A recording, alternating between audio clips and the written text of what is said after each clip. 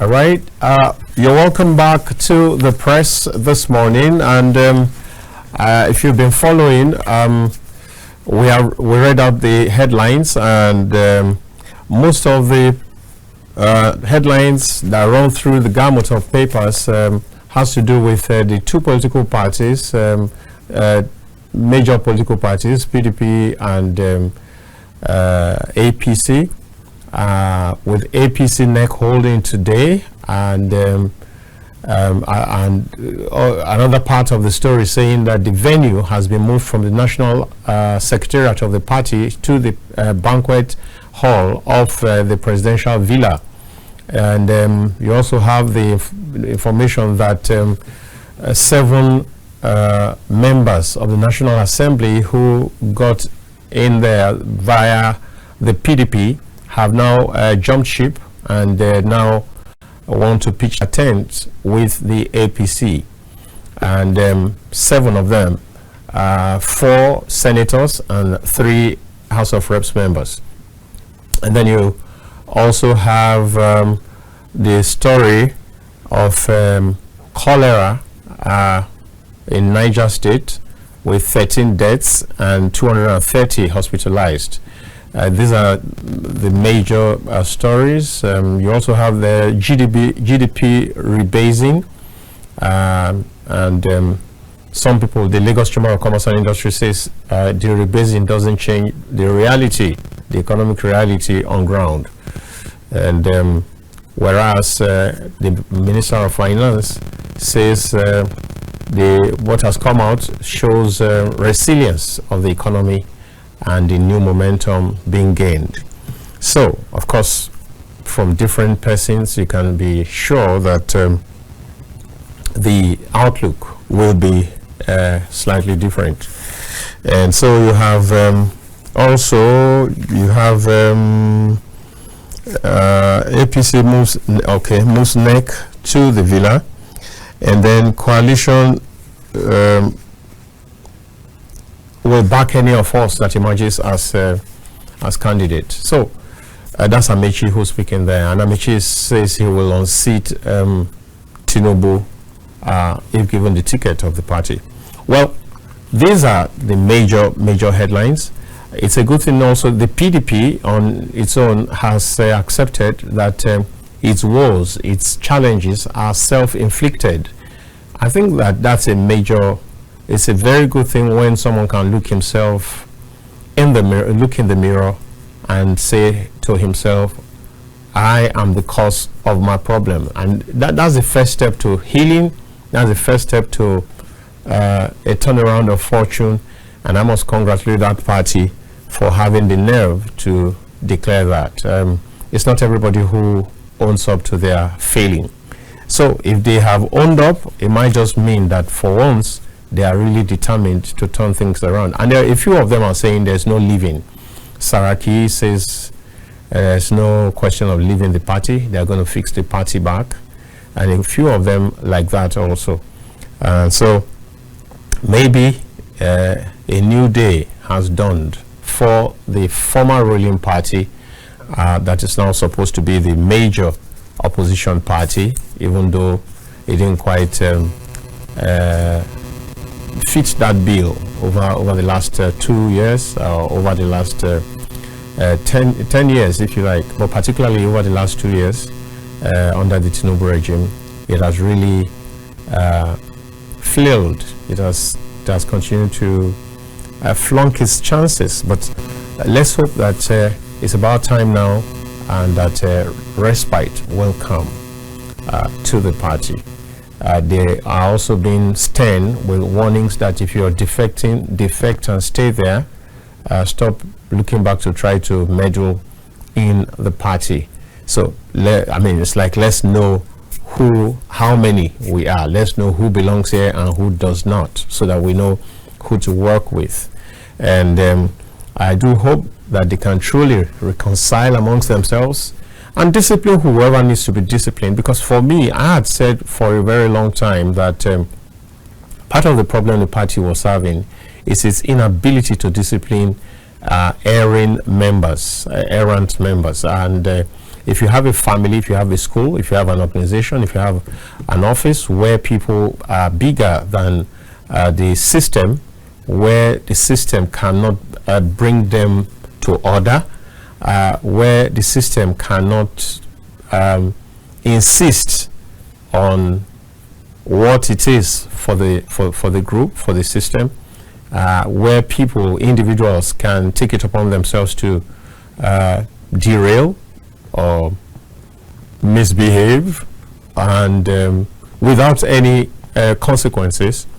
This kind of outcome that PDP has seen is what any such family, any such school, any such organization will ultimately face. So I do hope that for once they will take the bull by the horns, and no human being, no individual should be bigger than that party.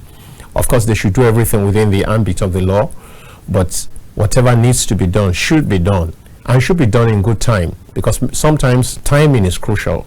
You can do the right thing when time is far gone, and then the impact becomes minimal.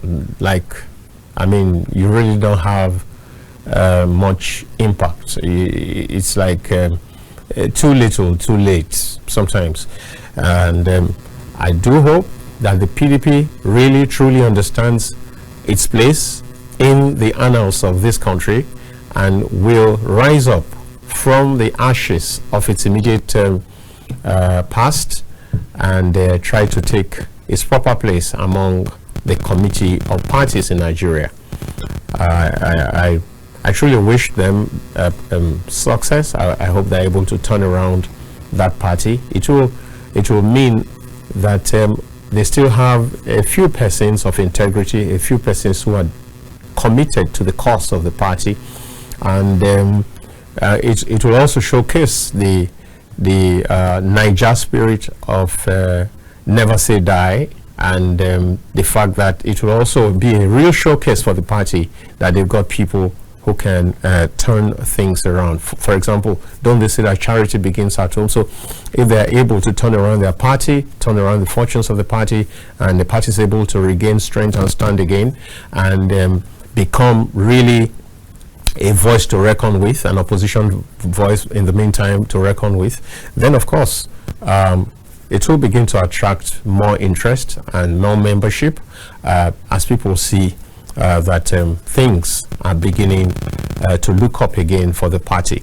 It's very crucial that the party takes this as like a do or die thing. They just must survive. They either survive and survive well, or they'll perish. Because as it is, they currently are on the path of perishing. If you, I mean, just the paper has just said 7 of its elected National Assembly members just defected again to the APC. How does that? I mean, the party's been hemorrhaging for some time now. Not just bleeding, but it's a hemorrhage. It's a huge loss consistently over time. And for me, that's simply because the party failed to take charge. If the authorities fail to take charge in the system, this is what befalls the system. And at the end, even the people who should have been disciplined will also take it out on the party and say that the party was, just useless, was rudderless. So I hope that they've learned their lesson, and that from this point, what we will hear about the People's Democratic Party will be no longer reproachful, but will be things that are positive going forward. It's very important, because until we have some level of jostling in the political space, then what it means is that we have allowed one party to just do whatever it pleases. Thank God for the emergence of ADC also, but PDP is also very crucial, and I really hope that this time around they get it right. Yeah, that's talking about the PDP. Now, what about the APC? The APC's NEC was supposed to hold, I mean, yes, it's holding today, but was supposed to hold at the National Secretariat, 40 Blantyre Street, Usetu, Abuja. But in a notice yesterday, the venue was changed from 40 Blantyre Street, that is the National Secretariat of the party, and moved to the Villa. So you're wondering why the change? Is there something about the Villa that makes people line up to whatever the big man says? Is there, or what exactly informs the change of venue?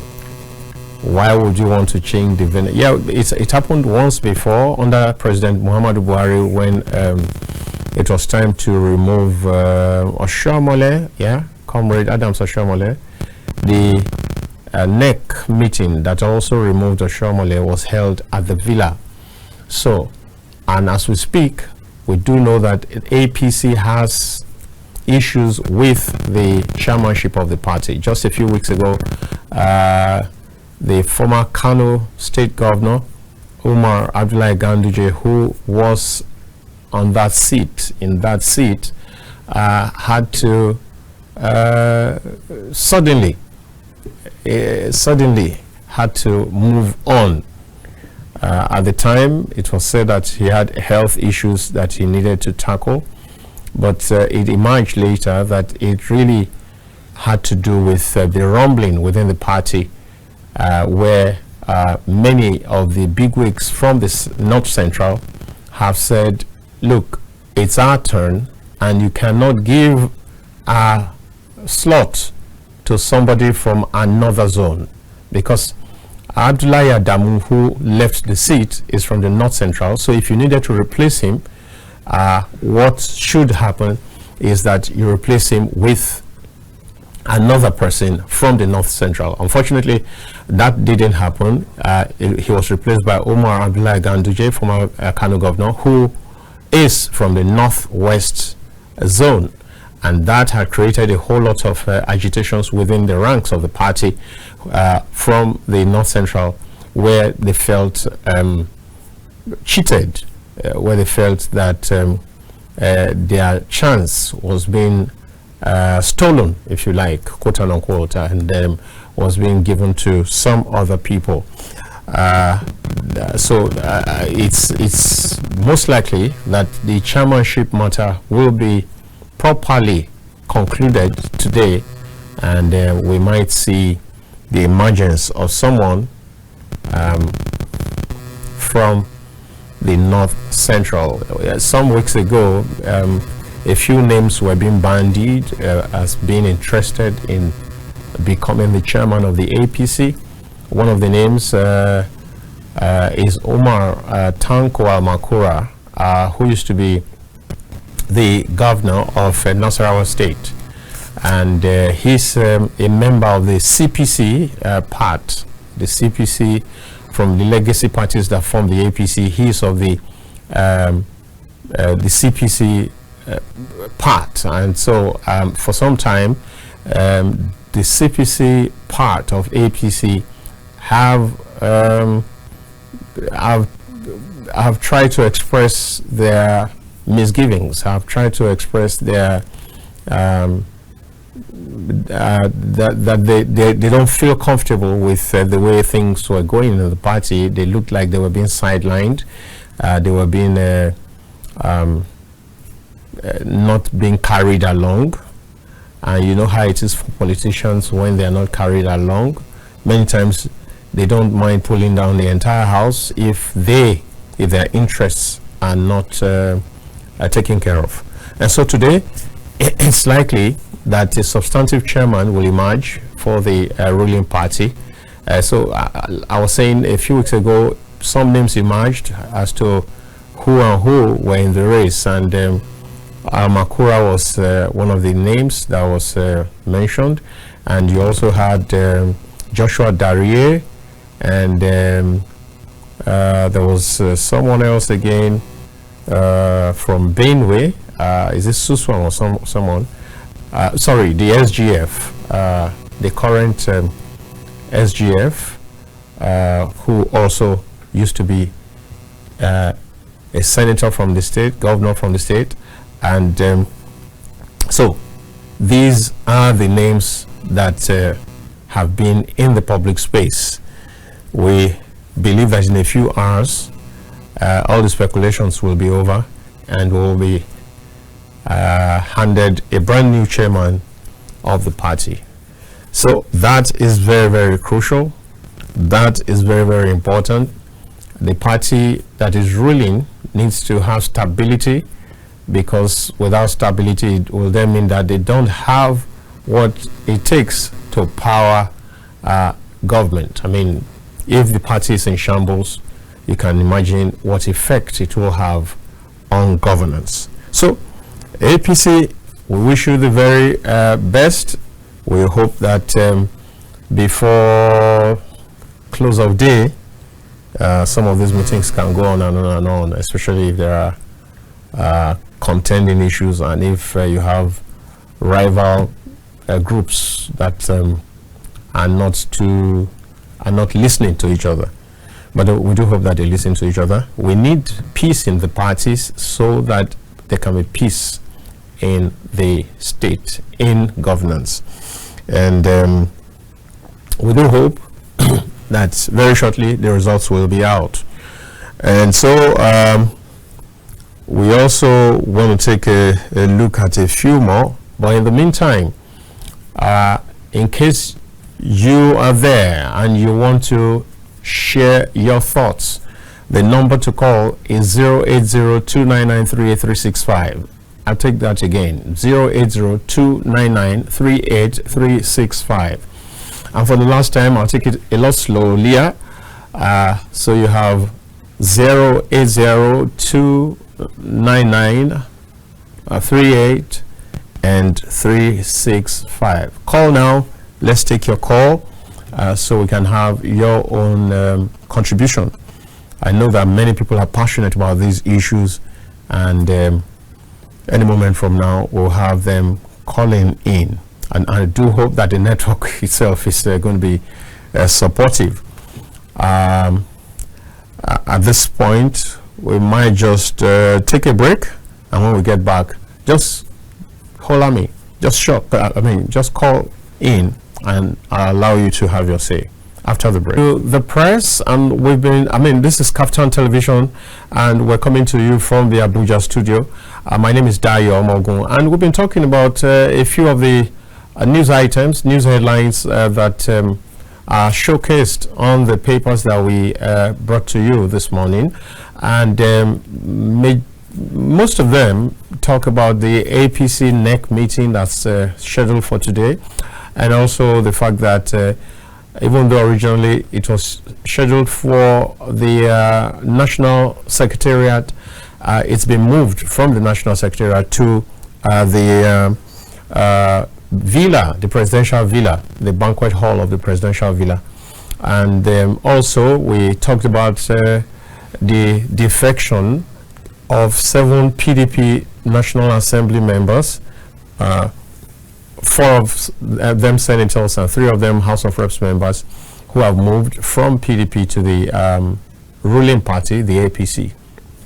And it calls to question what exactly the law says concerning defecting. I thought that there was a law that prevented that bad people from moving from their party once elected to other parties, and that ordinarily if you move, if you jettison your party, you lose your election, you lose your seat. I thought that was what was in place, but this has become quite rampant now and without any consequences. So it must be that there is no such law, or that maybe the law is unenforceable. Maybe the law is I don't know how it's possible, how even in good conscience, how someone gets a party's ticket and gets into office and leaves the party, but does not leave the ticket, as it were, does not leave the office. I think that something stringent should be put in place, and enforcement should be made of or FEMA stuff. I mean, people gave you a mandate based on the party you represent. You are not an independent candidate. You got there on the strength of a particular political party, and then you get in, and then you just shrug off the party and just move on. I think that something really serious needs to be done about this, because for how long are we going to continue to have, shifting sands, drifting members, people there you cannot be too sure where they are. There's a constant porting, like you port on mobile phones, you port from one network to the other. Many times you don't know what the number even represents, whether the number, in those days, looking at a number straight away could tell you this is an MTN line, or this is an Airtel line, or Glow line, and all that. But when porting began, sometimes you could see something you think is a particular network, and it tells you otherwise. So what this does is that it frustrates the parties, it frustrates the electorate, the mandate of the electorate, how do you put it now? The people have been shortchanged, as it were. The people have been shortchanged. I mean, they gave you a mandate because, not just of you, but also because of the party. Except maybe I'm missing out something. Except maybe there's something I'm not understanding right now. Because they had opportunity to vote for someone else in another party. Okay, someone will tell me that in the final analysis, people do not vote for parties, they vote for individuals. All right? If that is the case, maybe then we don't have issues. But you see, as of today, there is no independent candidacy in Nigeria. So I think that people should stay with their parties, and if you feel that you can no longer, you feel like pissed off with the system, you don't just lose the party, you should lose your ticket also. I think that makes much more sense, because the party puts resources together to make your election come true. They put resources together, they campaign for you, they put their secretariat, make their secretariat available for you, they put party agents during the elections. There's a whole lot that the party does around the candidate before the candidate emerges as winner and whatever. So if you can just get into office and just wake up one morning from maybe the wrong side of your bed and say, okay, I'm no longer a part of this party, are we all jokers or something? Is the party a joke? Doesn't the party have a right to say, okay, so since you're no longer interested, can we get our ticket back? We put in somebody in replacement of you. I think that is a serious matter that needs to be taken care of, even especially as we talk about constitutional review right now. The constitutional review exercise going on around Nigeria. I really think that we should stop this. This is too much play. We play too much in this country. We today play. So I think that's something that really needs some attention. And any worthwhile politician, any worthwhile party should be thinking in that way. Let's get very principled. If I'm no longer interested in that place, then you should not be interested in the ticket. You can't take somebody's identity, take somebody's logo, take somebody's ticket, and just go and dash another party. What's the essence of the campaigns? What's the essence of the elections? So there's a whole lot to look at in that area. So in case you're there and you want to call in, this is one of the topics this is one of the headlines about 7 National Assembly members defecting from the PDP. 4 of them senators, 3 of them House of Reps members from the PDP to the APC. You know, it also tells of the fact that in Nigeria there are really no ideologies. There are no political ideologies. The parties all seem to be the same thing. So there's nothing like, if I move from here, then I'm moving into a different thing. They're about the same of same, and that's unfortunate. And that's part of the problem that we have in our polity, where all parties, it's like a pool. It's like a pool. Everybody is just playing in the pool. Else, if you have parties with strong ideological stands, it's not going to be possible. It's not going to be likely that in the UK, for example, that a British, a Labour MP will just move suddenly and just find himself in another party. Or in the US, that a Republican senator will just cross over from being Republican senator while still in the office and then moves into the Democratic Party. I think that those cases are very rare, if any. But it shows, well, maybe the level of maturity of our politics, the fact that, again, our politicians are mostly people who desire where food is ready.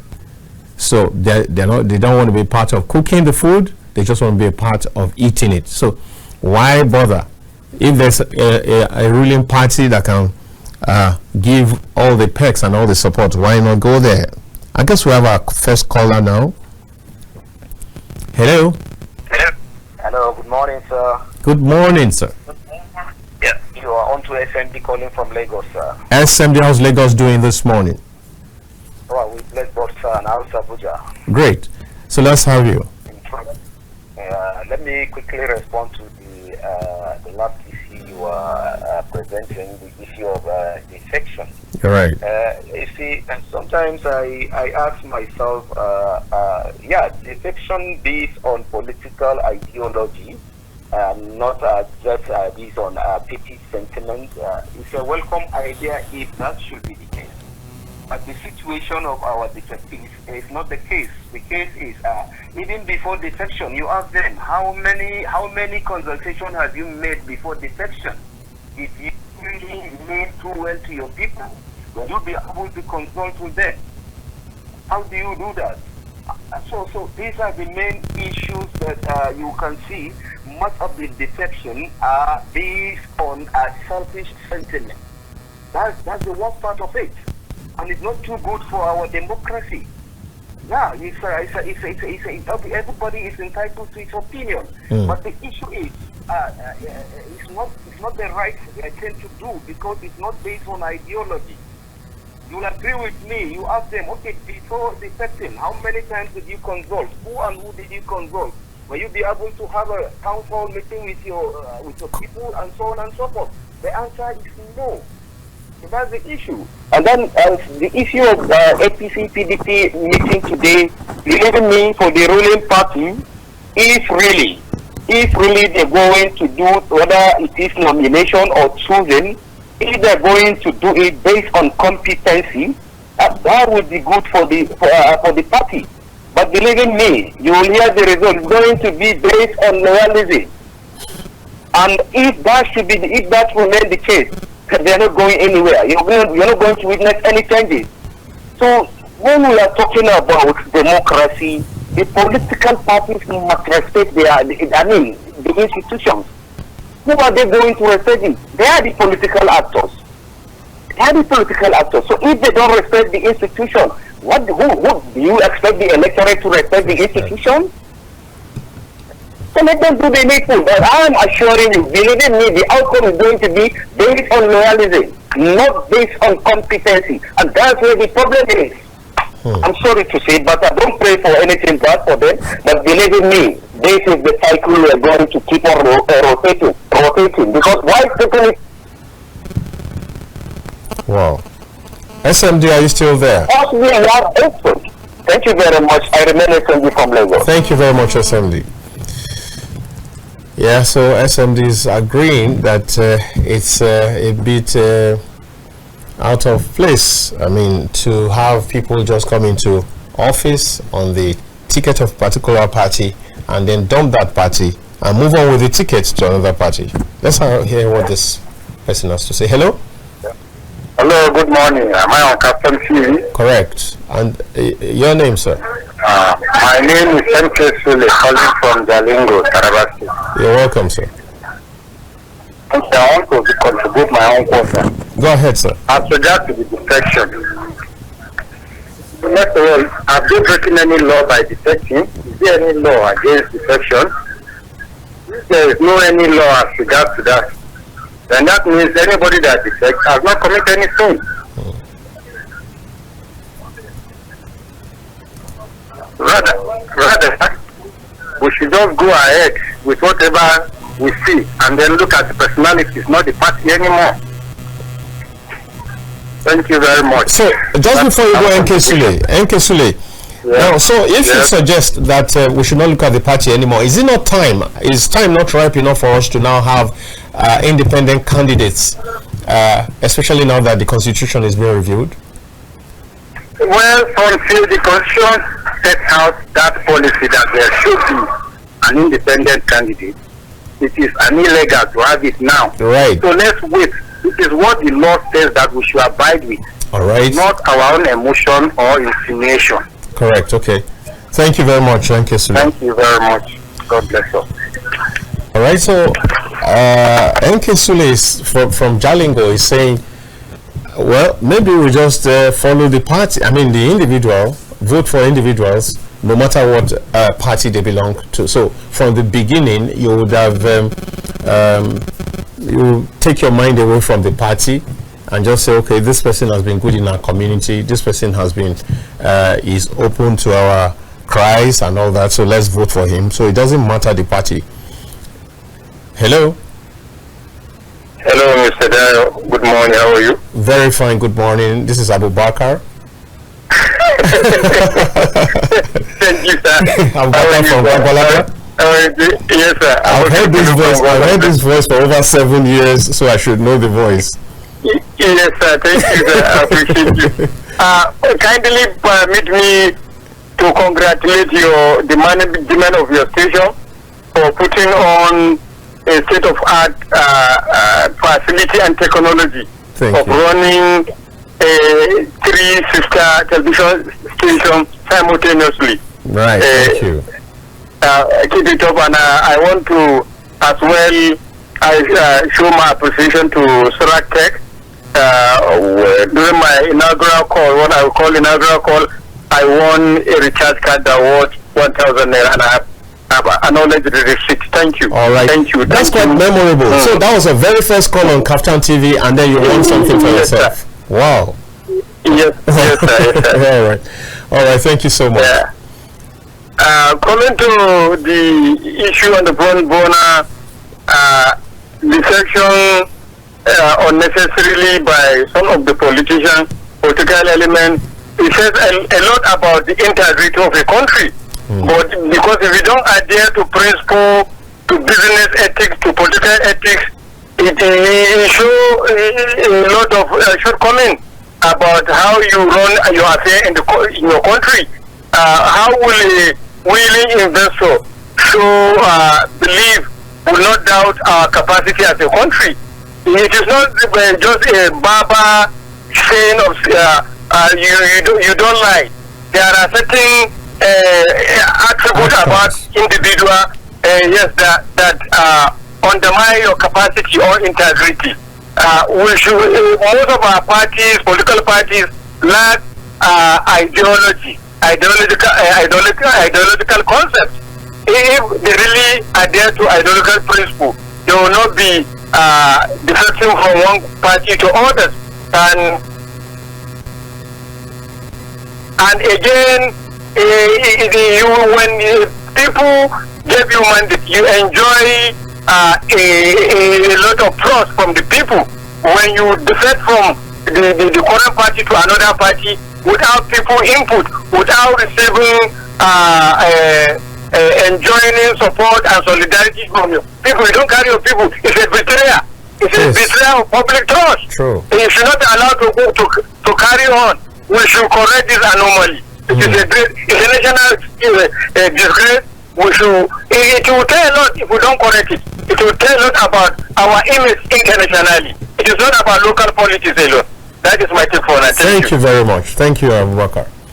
So Abubakar is saying it tells a lot about us, and in the eyes of the world, we might not be. The optics is bad for us. I mean, how do you get the trust of a people? They repose their confidence on you. The party reposes their confidence in you to carry the banner aloft, and then at a certain point you just dump the. That's betrayal, in the words of Abubakar from Gogolada. That's betrayal, and it's unfortunate. And the larger world will be looking at us in Nigeria saying these people lack integrity. Their politicians lack integrity. And that's very sad. Yeah, so the line is still open. You could make your call. The number is 08029938365, and we are waiting for you. But while we wait, maybe we talk about something else. Now, the economy, there's been a rebasing, and while the government persons are thumping their chests and happy that the result shows renewed the economic resilience and renewed momentum, some other persons, some other stakeholders, and respectable ones, of course, in the mold of Lagos Chamber of Commerce and Industry, are saying that the rebasing doesn't change anything in the lives of the people. The reality on ground is still very stark. It's still very tough. People's pockets are not improved, are not helped by the rebasing. So rebasing is grammar. Maybe if I bring it down that way, rebasing is grammar as far as the ordinary Nigerian on the street is concerned. We're in the situation where food can cost lower. We're in the situation where rents can crash. We need a situation where transport can crash. We need a situation where school fees can be lowered. We need a situation where life is truly worth living. You have too many Nigerians as we speak today who are despondent, who are depressed, who are out of their minds. You see people just walking on the road and talking to themselves. No, it's not phone. It's not as if they have earbuds. No, it's not as if they are talking using their earpiece or something. No, they're talking to themselves and to unseen discussants. Why? Because something's wrong, and there are too many of such persons that you encounter, that you see almost on a daily basis on the streets of Nigeria as we speak. And this is not being alarmist. I'm talking about the truth. I'm talking about the reality. So if you talk about rebasing and you feel very beautiful about those highfalutin words and all that, it doesn't change anything. The ordinary Nigerian is feeling pained. Hello. Good morning. Good morning. It's Collins. Collins from Benue State. From Benue State. All right, let's hear you. Yeah. Though we don't have light, I don't know actually the topic on that. But there's one thing I want to share. All right, okay. Now, if you look to the foodstuff aspect now, at least we are seeing getting more relieved. Okay. Most of us that are farmers, if it continues like this, it will not encourage us. What continues? Okay. If the food price continue like this, it will not encourage us, we the farmers. Why I say this is this. One, the major thing that makes us to get to our farm is fuel. And this same fuel, the price is stagnant in my place. We are buying fuel now in Benue State, 910 naira, 920 naira, precisely in Prem station. And another part of it is this. The herbicides that we used to buy 2 years back, 1,800, we are buying it now 3,500, some 4,500. The powder one which we buy 8,000, 7,500 now, more of those things. The power aspect, the woman power aspect, 400 years before we did pay around 4,000. That is for the cassava side on, where for the yam we pay like 5,000-6,000. Now it's 10,000. If all this thing continues like this and the price of all these particular things are not brought down, then we are not encouraged. More especially we that are farmers in Benue State, and that is our tradition. So I want the government to look deep, especially the use the herbicide. All right, Collins. All right, Collins. So that's a voice of from among farmers who's saying the inputs, what they need to do their farms are very expensive. Talked about herbicides. He emphasized the area of herbicides, and he talked about several other cost inputs, and he's saying these need to be lowered if they are going to continue to be able to farm and provide food for the teeming millions of Nigerians. Well, I hope that someone is listening and will do some. So if you talk about GDP rebasing, how does it affect Collins? How does it affect his colleagues? Hello? Hello? You were like telling me something before it got cut off. No. I was reiterating some of the points you made. Yes. So I was saying that you have just spoken the voice, the minds of many farmers across the land. And you're saying that until some of these inputs that you people use for your farms are the prices are brought down, you may not be able to meet up with continuous production of food. Yes, and that's another problem of food insecurity, which will cause much harm to the nation. We don't need to be an importer, especially concerning the food aspect. We have everything that is needed for us to produce anything we want to eat. Right. So please let the federal government look up to it. It will help us. All right. We are facing insecurity, and this come and join again. It will not encourage people. We don't have any other company than farming in Benue State. So please let them. I don't know whether the House of Assembly, the House of Rep, and the Presidency, they are watching all those programs. Let it be passed to them. Let them look to the plea of the common masses, please. Okay. Yeah, so that was Collins calling back to conclude his thoughts, if you like. Now, so we're saying, government, please go beyond rebasing of GDP. The average man on the street does not understand rebasing of GDP. You're not concerned now. But you people understand what GDP means. So can we find a way of this translating to a better life for the people? That's what the people are concerned about. Can it translate? Can we see a situation where costs are generally lowered so that life can be affordable for the average citizen of the country? And yeah, so that's one topic that also was very popular today in the headlines. And then you have the Osun Assembly members back at Deleke. You have coalition formidable in theory, all right? And then we stand by our tariff order didn't tamper with generation costs.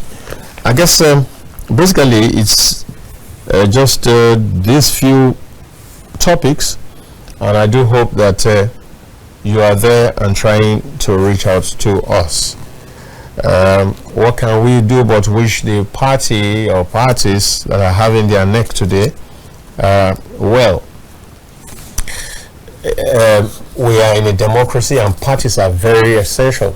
Parties are the organs, the vehicles through which power is grabbed. I say that measuredly, through which power is acquired. So parties are very, very important, and I hope that the party or parties have a smooth meeting that will, because whatever the outcome of the meeting or meetings right now will determine how the country's political future rolls out. Hello? Hello, you're welcome to Captain Television. Good morning. Yes, good morning. This defection, is it wrong for people to defect from PDP?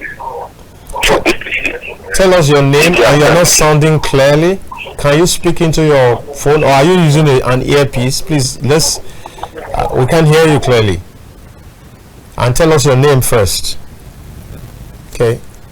We lost him. Okay. Hello? Hello, good morning, sir. Good morning. Okay, my name is Cole. Comrade Williams, which is calling from Katampe 1, Pape. All right, let's hear you. Okay, thank you very much. At some point, I'm beginning to see Nigeria like a country that is structured to go backward in every 4 years. Or before the 4 years, before the election, Nigeria will go maybe like another more step backward. Now, Nigerians have been left to survive anyhow, any means they want to. Because our leaders and our media have channeled our mindset to politics without administration. Obviously, nothing positive is happening in some areas. Most especially, I speak from rural areas, like where I reside. Now, in an environment where I live here, we provide everything to ourselves, including security, including electricity. In fact, electricity is not becoming, it's the worst part of it now. Automatically, businesses are shutting down in that Katampe environment. Shutting down, when I say shutting down, the landlord and tenants, the enmities and the reference neighbors, and they're having serious enmity between themselves because of the electricity tariff issues. Like my own house that I struggled to build years back, now they build me 788,200 and something for 1 month, not up to a month. That 700, I'm not saying 700,000 plus, like almost 800,000. Like almost 800,000 for 1 month. Now, where is way forward? Like I have to sell the house to go and pay electricity company. Meanwhile, I built this house years back, but I have to sell it in present time. So, are we going forward or going backward in Nigeria? Meanwhile, our leaders have already focused on 2027 election, how this one is developing from here to the other place, and Nigerians are left to survive anyhow. So I see this thing like we are structured, Nigeria is structured to go backward every 4 years or 8 years time. I think it's time we need to come out and speak to our leaders to the language they're supposed to, in fact to call their attention back to rural where they come out of before they climb to the ladder. Thank you very much, sir. Thank you very much, Comrade Uchechukwu. Well, that's a tough one. How do you rack up, how do you get a bill of 788,200 naira for electricity in 1 month? What exactly are you doing in that house? Is it a bakery using electricity? What exactly happens?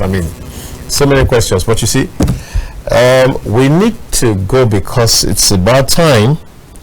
But I would like to take this particular one as the last caller. Hello? Hello, you're welcome to Kaftan TV. All right. I guess there's a problem with the network. Now, thank you very much for being there, for watching. I must say thank you very, very much. And I must say an extra thank you to those who called in and those who tried to call in but didn't succeed. Big up. And I want to say thank you to my production team. Fantastic group. Thank you very much, Bright and the rest. And I will have to leave it here. And I do hope that we shared together a great time. And you can look forward to another time like this tomorrow morning. That will be the Friday edition. But let me remind you that by 2 p.m. I'll be back here with the polity, and I'd really love that you be a part of that show. At this point, my name remains Dayo Mogo, and it's bye for now.